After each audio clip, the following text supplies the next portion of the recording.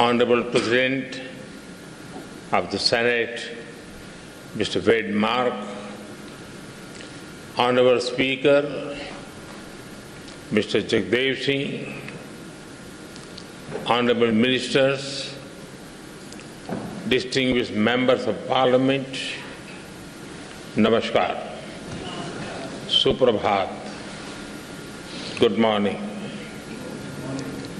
I am deeply honored to stand before you, the elected representatives of a proud democracy and a friendly nation. I bring greetings from 1.4 billion people of India. I also bring warm wishes from the people of Ghana, the country I visited just before arriving here. I am humbled to be the first Indian Prime Minister to speak to you in this iconic Red House.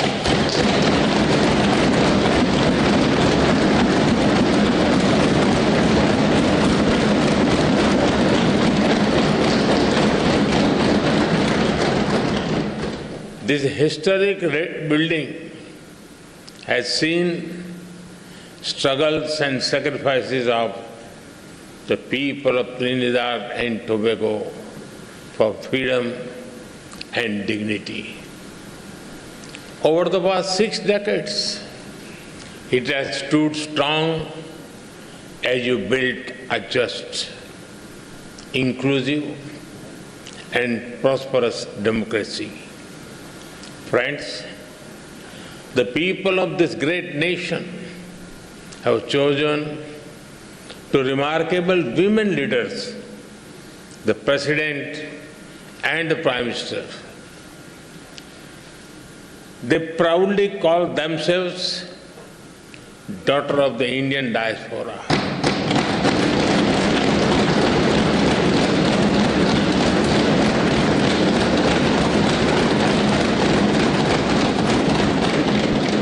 They take pride in their Indian heritage. In India, we admire their leadership, grit, and determination. They are living symbols of the relationship between our countries, built on shared roots and shared dreams. Distinguished members, both our nations rose from the shadows of colonial rule to write our own stories with courage as our ink and democracy as our pen. Today, both our nations stand as proud democracies and pillars of strength in the modern world. A couple of months ago, you celebrated the Festival of Democracy by participating in elections. I congratulate the people of this country for their wisdom and vision for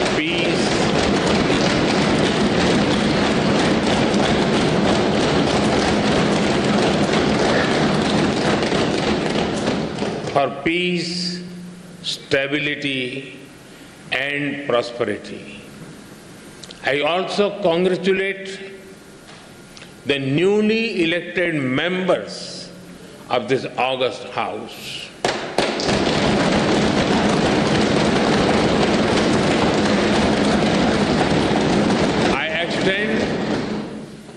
Special greetings to Prime Minister Kamalaji for forming the government once again.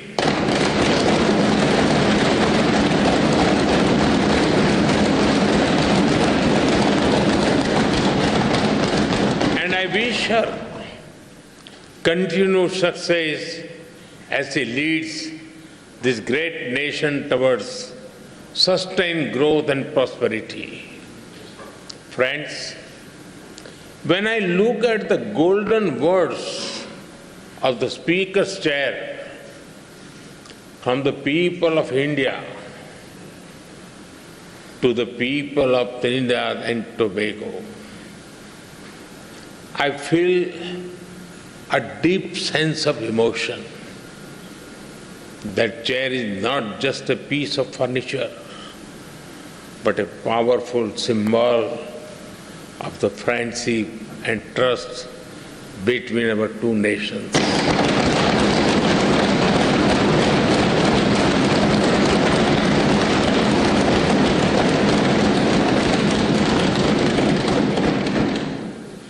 The words expresses the bond that one democracy feels for another.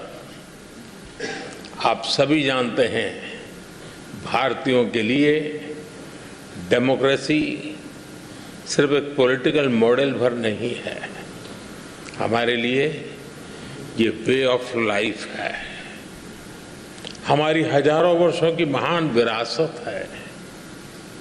इस संसद में भी कई साथी ऐसे हैं जिनके पूर्वज बिहार से हैं। वो बिहार जो महाजनपदों यानी एंशियंट रिपब्लिक्स की भूमि है। In India, democracy is not just a political system, for us it is a way of life. Your parliament also has some members whose forefathers were from the Indian state of Bihar, which is famous for centers like Vaishali. Friends, there is a natural warmth in the connection between our two countries.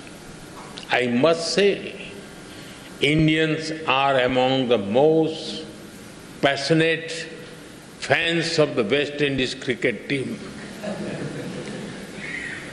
We cheer for them with all our heart, except when they are playing against India. The relationship between our two countries is based on the foundation of centuries-old bonds. 180 years ago, the first Indians arrived on this land after a long and hard journey. Oceans away, the Indian beats blended beautifully with the Caribbean rhythm. Here, Bhojpuri found harmony with Creole. Dal puri met doubles and tabla met the steel pan.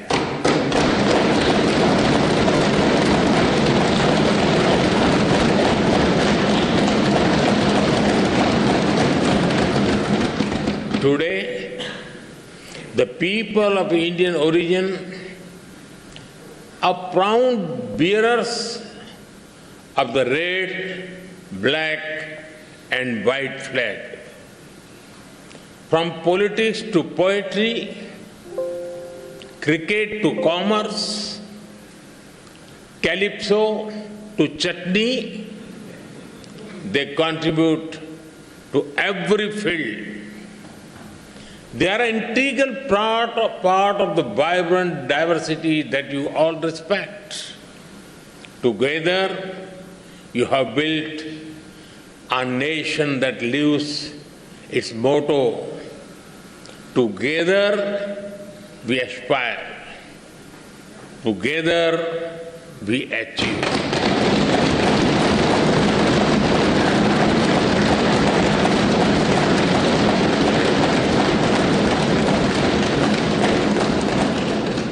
Friends, earlier today, Her Excellency, the President, graciously conferred upon me this country's highest national award. I accept it with humility on behalf of 1.4 billion Indians. Now, with immense gratitude, I dedicate it to the enduring friendship and the ancestral ties between our two nations.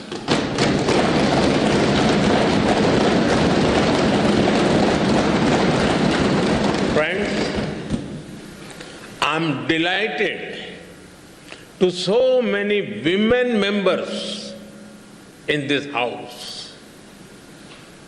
Respect for women is deeply rooted in Indian culture.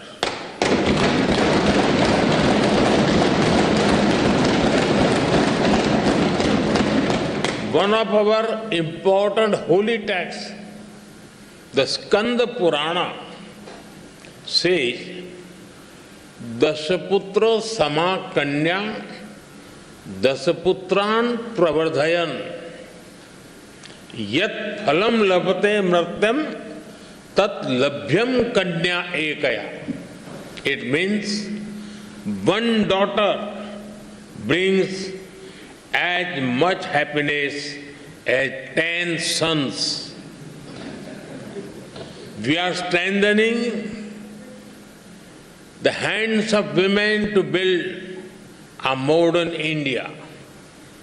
From space to sports, startups to science, education to enterprise, aviation to armed forces. They are leading India to a new future in various domains. Like you, we have our women who rose from humble beginnings to become our president.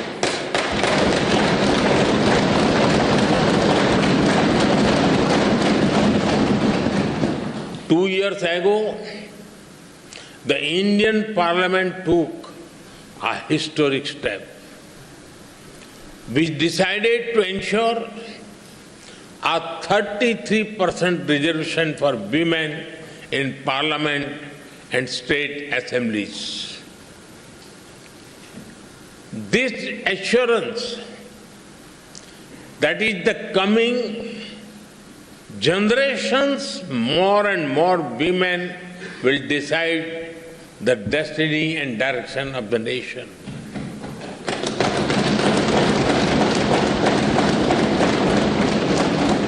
Women leaders are also thriving at the grassroots in India. Around 1.5 million elected women power local governor institutions. We are in an era of women-led development.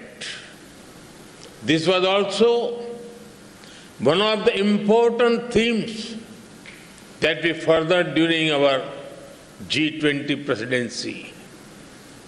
हम भारत में women-lead development का एक नया model विकसित कर रहे हैं। अपनी G20 प्रेसिडेंसी के दौरान भी इस मॉडल की सफलता को हमने पूरी दुनिया के सामने रखा है। Distinguished members, today India is the fastest growing major economy in the world. Every sector, every region, and every society is part of this growth story. India's growth is inclusive and people-centric. A recent report of the International Labour Organization notes that India's social security and welfare umbrella covers 950 million people.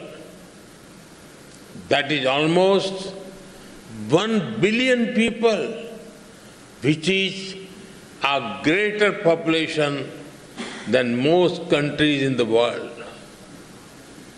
Our vision for such inclusive growth does not stop at our borders. We see our development also as a responsibility towards others, and our priority will always be the global South.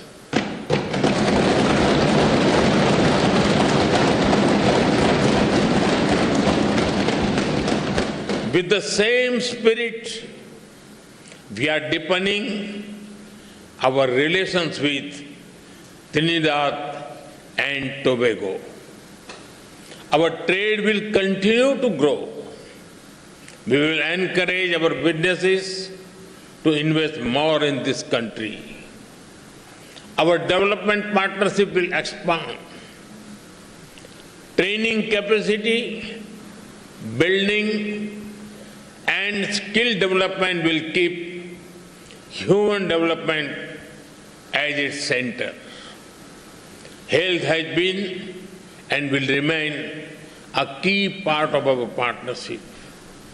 Many Indian doctors and healthcare workers have been serving here with distinction. We are glad that you have decided to recognize Indian medical standards. This will ensure access to high-quality, affordable medicine for all. We also welcome your decision to adopt the UPI, digital payment system. It is a major step forward. UPI has revolutionized digital payments in India.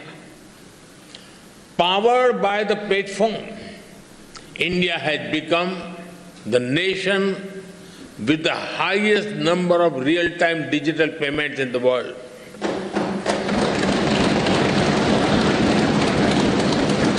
Today, in India, even the mango sellers have QR code.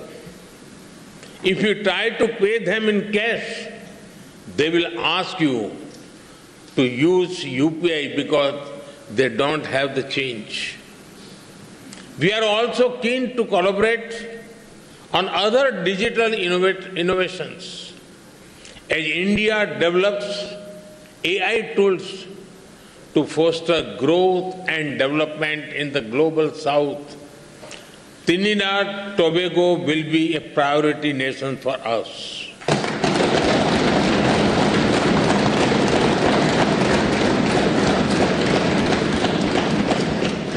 We will share our expertise in agriculture, horticulture, and food processing.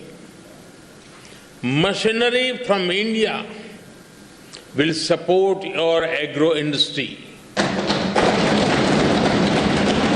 And because development is about dignity, we will organize an artificial limb fitment camp and differently able citizens here.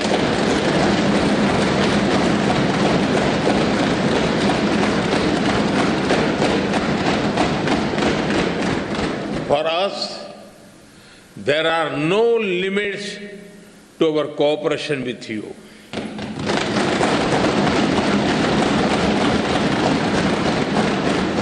We will always be guided by your needs and priorities.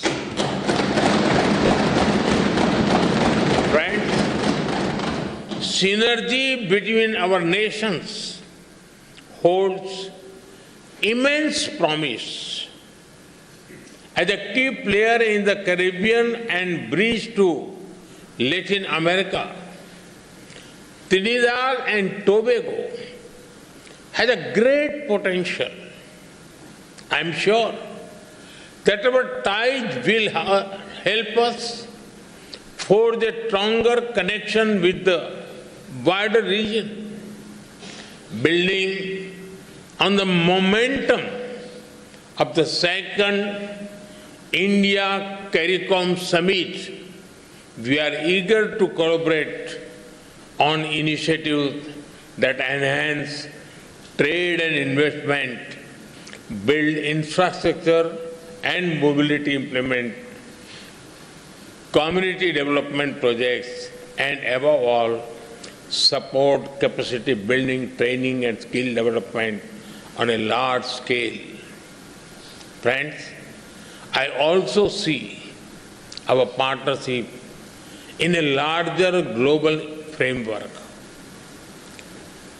The scale and speed of change in the world is unprecedented. There are fundamental shifts in the nature of politics and power. Free trade is under pressure. There are growing global divisions, disputes, and disparities. The world is faced with challenges of climate change, food, health, and energy security. Terrorism remains a pressing threat. Colonial rules of the past may have ended, but their shadows linger in new forms. There are new challenges in space and cyber security. Artificial intelligence is unlocking the new opportunities as well as risk. The old institutions are struggling to deliver peace and progress. At the same time, the global south is rising. They wish to see a new and fairer world order. When the United Nations turned 75, there was great hope across the developing world. A hope that long-pending reforms would be realized, that their voices would finally be heard. But that hope has turned into disappointment. The voice of the developing world remains on the margins. India has always tried to bridge this gap. For India, Mahasagar, mutual and holistic advancement for society and growth across regions is the guiding vision for the global south. Whenever we got the opportunity, we have given voice to the global south. During our G20 presidency, we brought the concerns of the global south to the center of global decision making. During the pandemic, while caring for our 1.4 billion people, India provided vaccine and medicines to over 150 countries.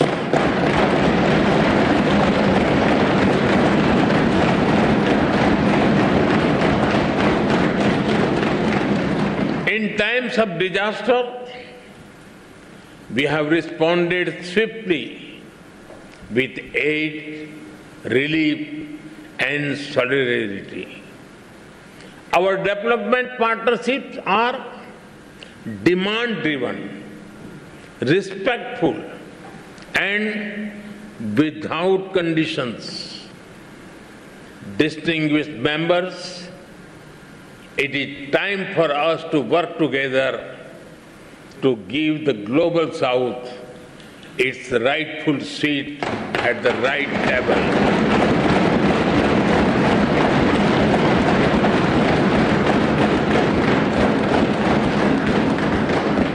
To ensure climate justice so that the burden does not fall on those who have contributed the least to the climate crisis. We consider Trinidad and Tobago an important partner in this endeavor. Friends, our two countries may differ in size and geography, but we are deeply aligned in our values. We are proud democracies. We believe in dialogue, sovereignty, multilateralism, and human dignity. In these times of conflicts, we must remain true to those values.